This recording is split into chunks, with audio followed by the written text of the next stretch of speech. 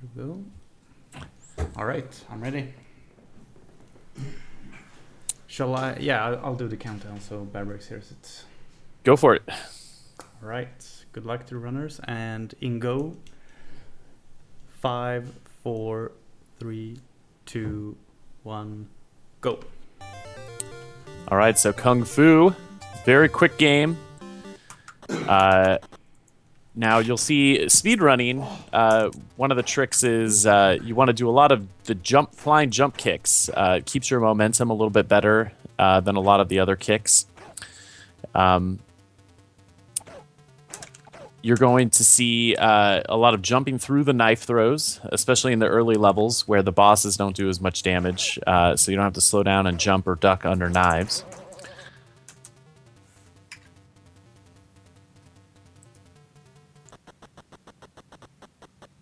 And there's level 1.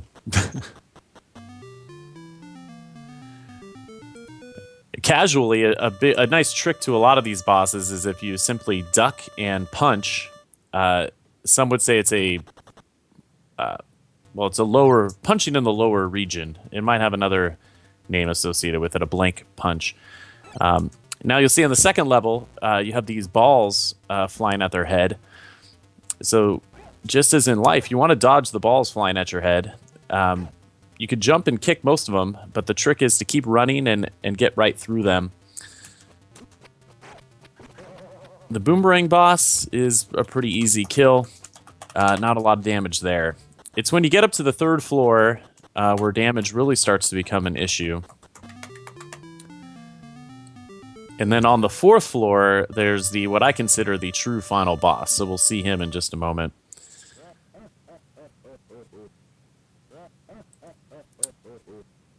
But first we have to do a quick cutscene where Sylvia is tied up, and somehow you see her, but you just continue to walk in place without actually rescuing her.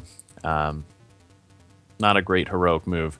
With a lot of these shorter little person ninjas, or the little kids, whatever you call them, instead of just booting them, sometimes it's easier just to jump over them.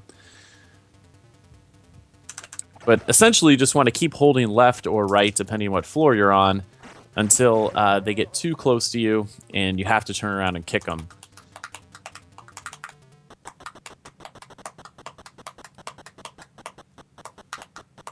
So heading up to the fourth floor, you'll see why here. It starts off with some of the classic Nintendo enemies, the bees, coming out of the holes in the wall. And there's a set pattern to these bees, so it's pretty simple to learn what their pattern is, and just a couple of jump kicks, jump overs, in some cases just walk right through them type of moves just to keep the speed run going. The real trick to this is to not take too much damage before you get to the boss, because it's a magician type boss who can disappear, and he also throws bees at you. But you'll see these two pros take care of him relatively easily. All right. Anyway, don't forget to screen time.